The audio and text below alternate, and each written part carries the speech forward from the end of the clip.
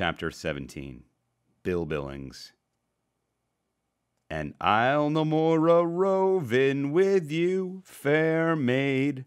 A-rovin', since rovin's been my ruine.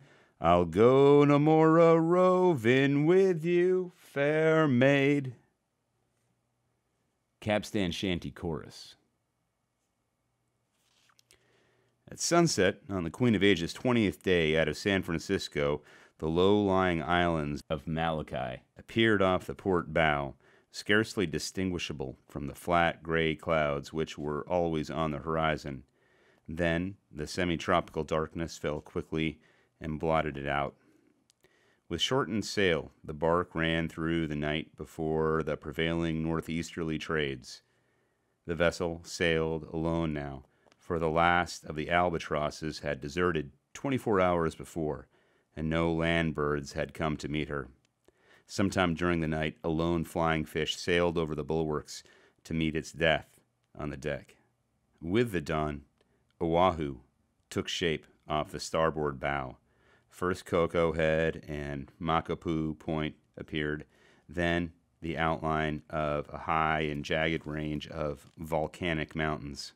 At first the island seemed a uniform brown, but as the big square rigger drew near, the brown turned to many shades of green on the less precipitous slopes. At last came Diamond Head. Along the narrow beach at its foot were houses fronted by tall coconut palms that leaned lazily in every direction. A few miles more the bark would be off the port of Honolulu, mystic, far-famed port of the mid-Pacific, a bit of America, tossed far out into the wash of the Japanese current, a bit of the homeland. Bert Lindsay stood in the starboard main shrouds, 20 feet above the deck, gazing shoreward, wondering why his heart beat so rapidly. He gripped the iron bars, trying to appear indifferent. He glanced at Old Smith beside him and at Nick Prebison, a foot or two below. It wouldn't do to let these old sailors know that he felt sentimental about the islands. Hardened wanderers, both, yet in the eyes of each, Bert read emotions like his own. "Guns," said Old Smith tersely, jerking his head toward the ancient crater of Diamond Head.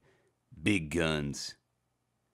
In response to an idea that flashed through his mind at the suggestion of big guns, Bert glanced at the China gang on the deck below.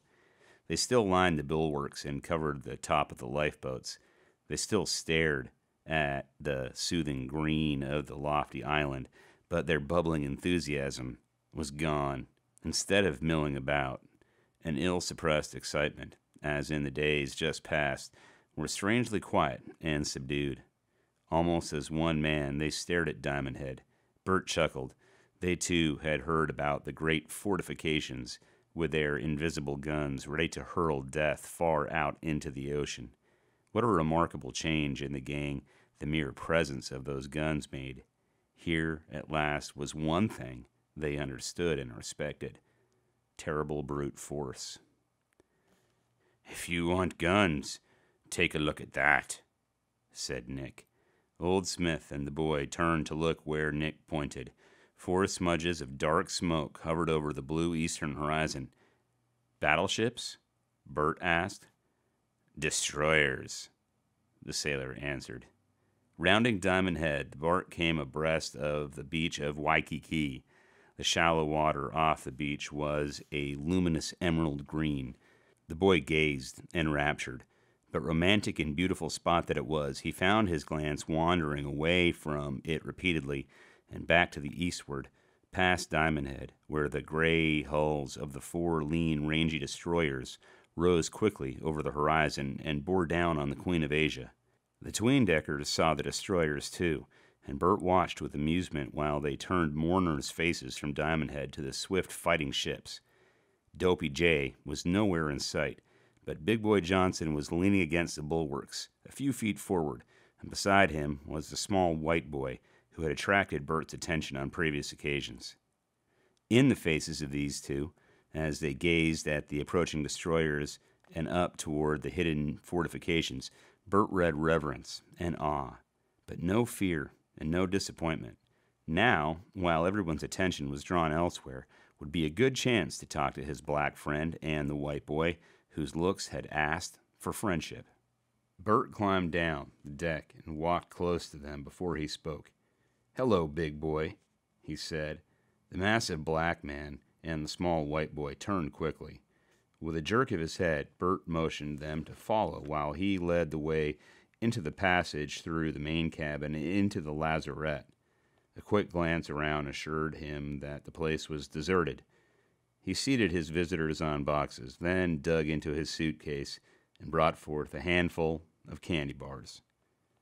The Negro's eyes rolled up with joy. "Boss, you is a gentleman. I was so hungry for candy that I could chew nails." Then he added, for no apparent reason, "Dis here poor white boy done run away from home. He claimed to be name of Bill Billings." The white boy nodded solemnly at Bert in acknowledgement of the introduction, too busy eating candy to speak. "What's the gang planning to do now, big boy?" Bert asked. "I dunno, boss, but the mutation has been procrastinated into the future. Them fighting ships and them fortified guns has give 'em all chilblains." "What do they want to mutiny for anyhow, big boy? If they don't like the food, they should go forward to the Chinese contractor and tell him their story. Old Chin Kwong's responsible for their food. The company has nothing to do with it." The Negro's brow wrinkled. "Well, boss, I don't know as they do perzactly want to mutate. The colored boys, they don't want to mutate, and most of the Mexican boys, they don't want to mutate, and the China boys, they don't have to mutate, because they got their own stuff." "But why do they try to mutiny if they don't want to?" Bert asked. "And what do you mean by the China boys' stuff?" Big Boy Johnson leaned back with a self-satisfied air and spoke patronizingly. "White boy," he said, "you ain't traveled much. Your questions is highly irrelevant. The Chinamen have got opium which they smokes in them long pipes." "Yes, I know about that," Bert nodded. "Is that what you mean by stuff? And the colored boys and the Mexicans gets coke, which they mostly snuffs, and morphine, which they shoots in their arms." The Negro continued. "Yeah," put in Bill Billings, as the last of the candy bars disappeared. "And smoke marijuana cigarettes. 50 cents apiece. I tried one, and it made my head feel like a balloon. Couldn't walk straight either. Back home we call it loco weed. The cattle eat it and go crazy." "But where do they get their marijuana and coke and morphine?" Bert queried. "Who gives it to 'em?" "Don't nobody give it to 'em," grinned the Negro. "They has to buy it." Bert laughed. "Yeah, you know what I mean. Who sells it to them?" After a moment's silence, Big Boy said, "I ain't squealing, boss."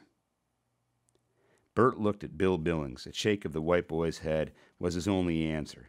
Bert liked them both better at once, even though their refusal to squeal checked him on the verge of an important discovery. "But the mutiny," he went on, trying another tack, "what has dope got to do?" From the deck came the chief mate's voice, issuing a command. Bert guessed its meaning, although he could not distinguish the words. It would be, "Make all sails fast." So, his question still unanswered, he hurried to the deck. There had been no call for all hands, but nearly every man of the crew was on deck, and all fell to, willingly to strip the bark for harbor. Already a diesel tug was hauling alongside to tow the bark through the narrow passage across the coral reef, and the quarantine launch, with a Kanaka at the wheel, was starting back toward the harbor. In one hasty, sweeping glance, Bert saw the city nestled in the plain at the foot of the foothills, the blue and white breakers on the breakwaters at either side of the harbor entrance, and, in the opposite direction, the 4 gray destroyers steaming swiftly past on their way to the naval base at Pearl Harbor. But he was not interested in the destroyers now, not in the harbor. He wanted information, and he was looking for someone who might give it to him. Near the weather mizzen shrouds was Nick Prepison. Nick could tell him what he wanted to know, so Bert started toward him, then veered aside as he saw the sailor pitch an empty bottle over to the side. If Nick were celebrating their arrival at Honolulu, he would not be in shape to answer questions intelligibly. Starting up the main shrouds was Fred von Bergen. Bert followed him, and presently they were working side by side on the lower topsail yard, passing a gasket around the clewed-up sail in a long spiral. "Fred, when men use cocaine and marijuana, what is the effect?" Bert asked. Showing no surprise at the question, the German answered, "There are many effects of cocaine, my boy, all of them unpleasant in the end. It makes brave men out of cowards for a time. Then it makes cowards out of brave men. Happy dust, they call it. It makes men very happy, and then very miserable. It makes weak men strong, and dull men brilliant, and it wrecks their bodies and their minds. But worst of all is the habit. They cannot stop until it kills them. Marijuana makes men crazy if they keep on, but the habit is not so strong."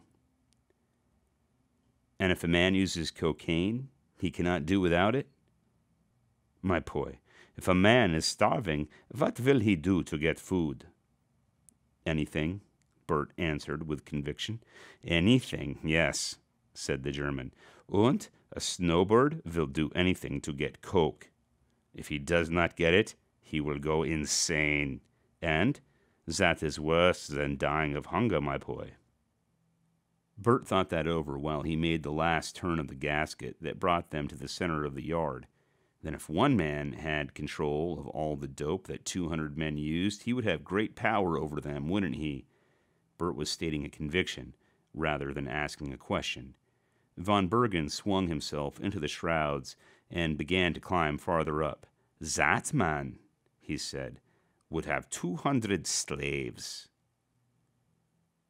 While they finished their work aloft, the bark moved slowly between the lines of breakers and into the harbor, apparently riding the rollers like a surfboard. From the height of the upper topsail yard, it seemed to Bert as though the Queen of Asia were slipping smoothly through a foot or two of water. Surely that crystal-clear turquoise water over the coral would not be deep enough to float the great bark. His work done, Bert still lingered on the yard, feasting his sea-tired eyes on the city and the Kulan Range behind it, green splotched with reddish-brown where the soil showed through clearings in the vegetation. After 21 days of incessant motion in a barren sea, even the quarantine station with its white flagpole on the westerly side of the harbor and the towering twin stacks of the electric plant on the easterly side were good to look at. So was the huge red gas tank a half-mile away to the northward and the 500-foot dome of Punch Bowl to the westward. But when, on looking down again, Bert discovered a score of small brown bodies swimming around the bark, he descended to the deck as quickly as possible. Social lines and past bitterness forgotten, crew and China gang lined up together along the bulwarks to watch the tireless swimmers dive after shimmering coins and shoot back to the surface to display the coins between thumb and forefinger before tucking them into their mouths to dive again. Bert watched, fascinated. He was roused at last by someone persistently nudging his side. It was Big Boy Johnson's small white friend, Bill Billings. "Hello, Bill," Bert greeted him. "Hello yourself," came the answer, while Bill lit a cigarette with what was intended to be an offhand manner. When that was done, he suppressed a cough and spoke close to Bert's ear. "Say, buddy," he said, "if I ever get out of this, I'm going back to the old man's ranch and settle down. I wouldn't even join the Navy now." Bert grinned understandingly. "Sure, I know how you feel," he said. "Nothing like the sea to make a fellow appreciate ranch life." "Yeah," Bill answered thoughtfully, "and there's nothing like ranch life to make a fellow want to go to sea. But my old man, couldn't see it that way. So I ran away, like Big Boy told you. Say, do you think it's all right to be friends with a nigger? I mean, it doesn't make so much difference about the color of a man's skin, does it? For a long moment, the two boys looked at each other. Sweet patootie, Bert said at last. Shake. The other nodded his head understandingly as they clasped hands. But listen, he said, what I wanted to ask you. You'll get shore leave, won't you? Perhaps, Bert answered. I don't know. Well, if you do, I know I won't. Will you send a telegram for me? I mean a cablegram? Gee, but my mother'll be surprised to hear from me in Honolulu. I haven't any money, but That's all right, Bert interrupted. I'll fix that up somehow. You write out your message, and I'll get it off if I can. Bill Billings scurried away to find pencil and paper. While the vessel was docking on the west side of Pier 16 at the north end of the harbor, the word passed among the crew. No shore leave without special permission from the captain. Bert heard the order without surprise. Keeping the crew aboard in case the China gang tries to make a break for shore, he said to himself, but it's my guess that there'll be little trouble till we get to sea again, away from the fortifications and warships. As soon as the excitement of docking was over, Bert approached the captain. May I go ashore, sir? He asked. For the afternoon only, Captain Hagestrom answered. Be back aboard by 7. Our sails arrive tomorrow on the Tenyu Maru, and we'll need all hands to get them bent on as quickly as possible. He scribbled a few words on a scrap of paper and handed it to the boy. Yes, sir. Thank you, said Bert. Then he made for the main deck, where he saw his new friend awaiting him eagerly. Tucking his shore pass into his pocket, Bert took the paper that Bill Billings held out to him.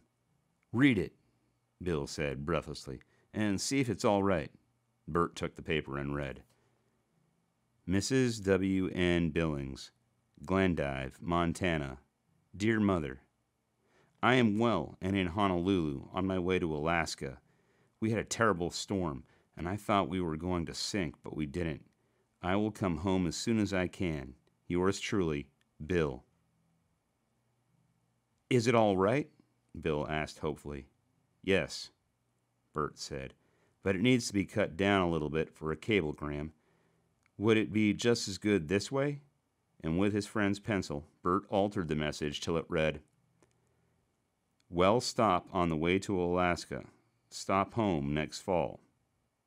You see, Bert explained, the message will be marked Honolulu, so she'll know you're here, and I wouldn't mention the storm until I got home. But you can write her from Alaska if you want to. Gee, but you're all right, Bill muttered feelingly. Embarrassed by the praise, Bert answered, Oh, this is just a good excuse for me to get ashore and stretch my legs. Then he presented his pass to the third mate at the gangplank and walked ashore.